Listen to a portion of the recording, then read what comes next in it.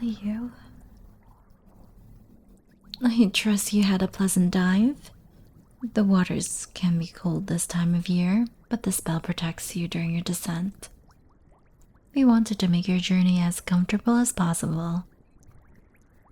Thank you. I'm glad. You know, you haven't changed one bit. Yes. You're still the same loser who can't maintain eye contact with a girl while talking. Aw, are you pouting? My dear little ambassador, you mustn't let the enemy get under your skin so easily. I thought they taught you that on land. But of course, where are my manners? Come with me. Let me show you around my palace below the waves. Don't mind the little fishes. They like to play hide and seek between the fronds and corals. I think they really liven up the garden, don't you? Now, I doubt you paid much attention during class. You're always so busy sneaking glances at me. Oh, you did. Don't deny it. But tell me, how much do you know about Atlantis?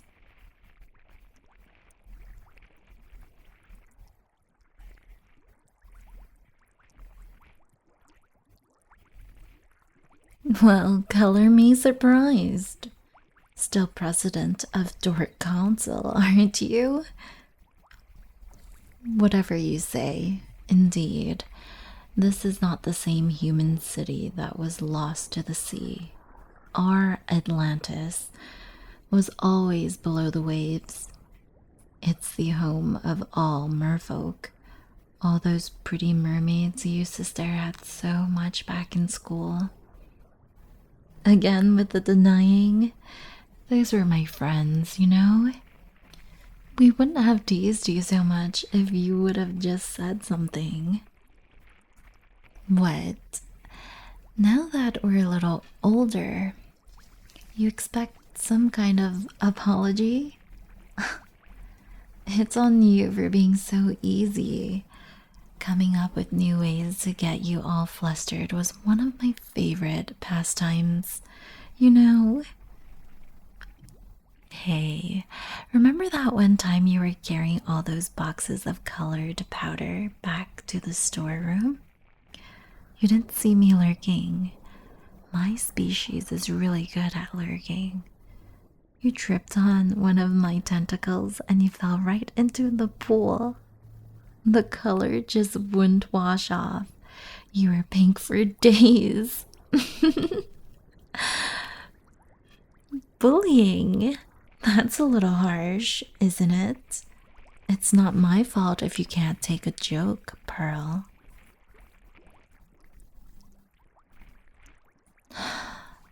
Well, I'm sorry for trying to relieve simpler times. We've arrived at the dining hall. Will you be having the caviar first, or the terms of surrender? Yes, I said surrender. It's a negotiation only if both sides hold some measure of power. Yours doesn't. They sent you here as an offering to me, a last-ditch effort at peace. Take a seat. I insist. Good.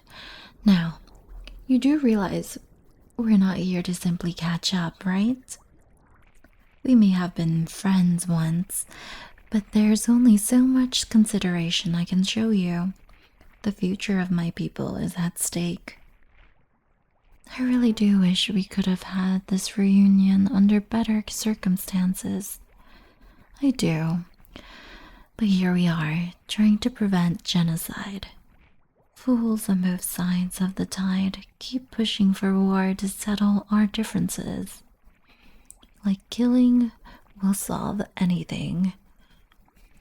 The nobles who cling to my mother like barnacles to a rock want us to invade your cities on dry land They don't care about the cost. They want wars simply for the sake of it. And I'm worried Mother's been spending too long with them.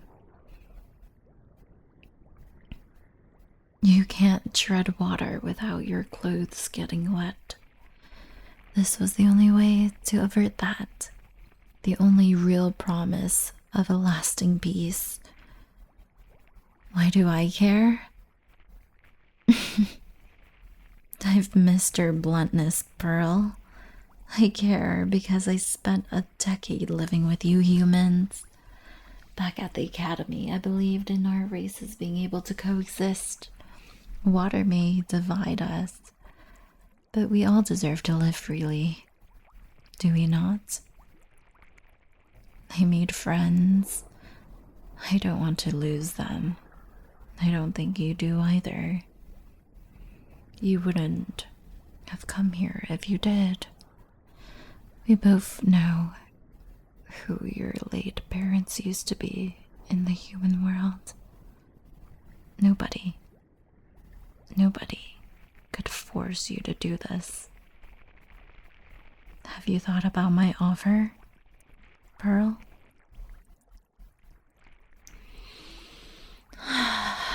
Do you remember Arjun?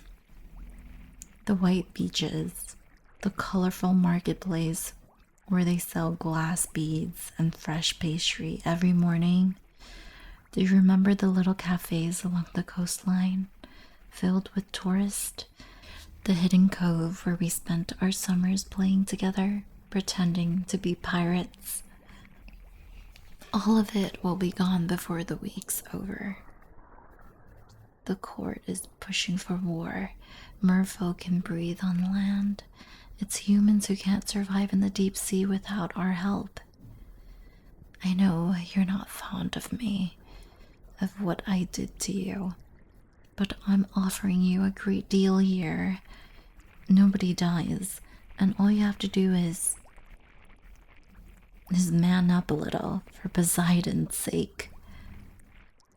So, what do you say? Will you accept my offer of marriage? Of course, I'm doing it for the greater good.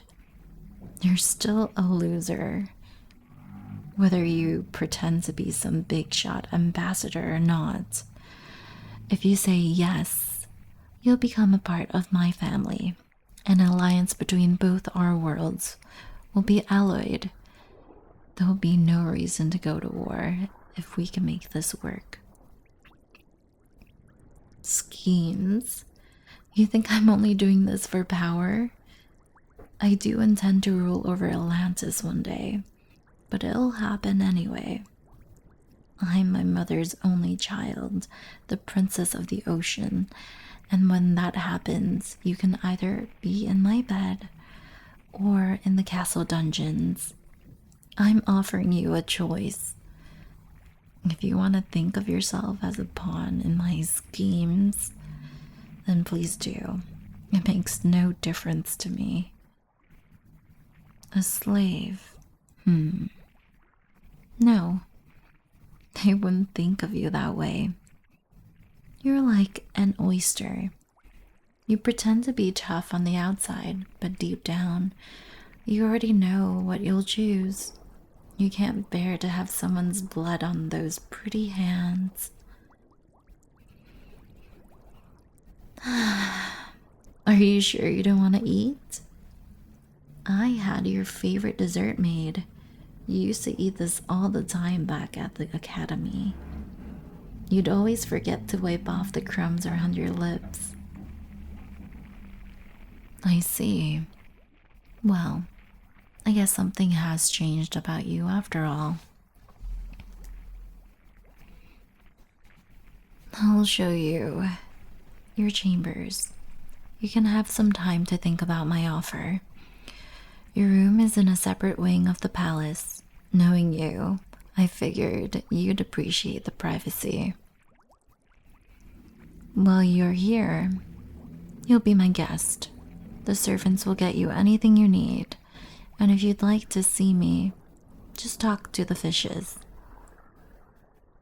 Oh, don't worry. I won't be waiting up. Unlike some, I didn't turn my back on what was entrusted to me. Running a country is busy work. You can take it whatever way you like, Pearl. Anyway, here we are. The window overlooks the city built around the world's deepest trench. The plants here glow with their own light every morning. When they sleep, the houses and shops light up all the way to the underwater volcano in the distance. You can almost see it from here. You have a suite of rooms attached. You'll find clothes and dishes and all other essentials in here. Please feel free to explore and ring the bell if you need help. I'll see you tomorrow. Really? You've always been astute. I'm glad you like your cage. The sheets are soft, aren't they? Yes. You can't leave your room just yet. Some of the palace residents, they've never seen a human before. They tend to be prejudiced. This is for their safety and yours. Once you give me an answer, I'll let you roam the palace grounds freely. We can even go for a swim outside and see some more of the city together. I'd like that. Of course. You're free to return to the surface anytime. Just be sure you understand what that'll mean. The next time we meet, you really will be my prisoner. Try to get some rest. It's gonna be a long week. I'll leave you to it. A princess tends to have suitors, yes? Why? Why did I specifically ask for you? And not anyone else? Because a Kraken can only stay away from her pretty things on land for so long. Good night, Pearl.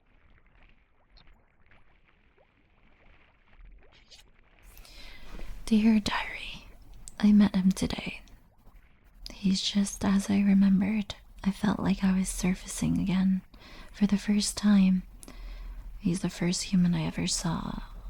Other than that, I still remember how he shyly touched one of my tentacles all those years ago. I must have been just as strange and new to him as he was to me, and my tentacle coiled around his finger by itself. I felt so embarrassed. This had never happened to me before.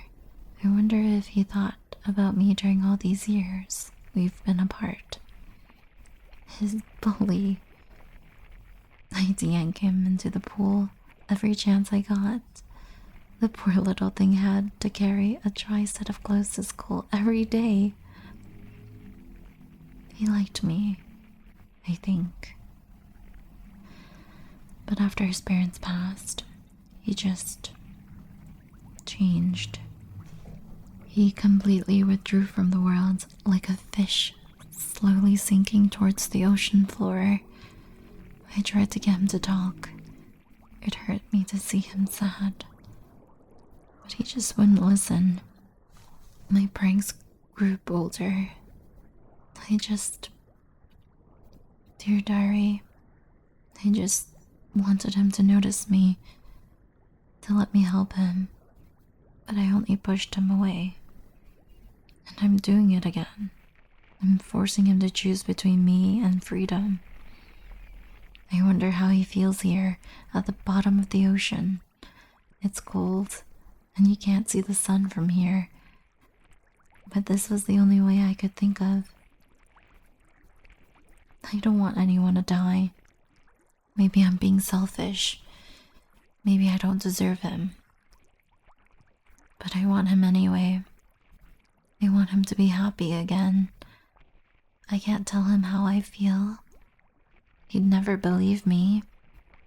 I want the silly little pirate back, the one I fell for all those summers ago.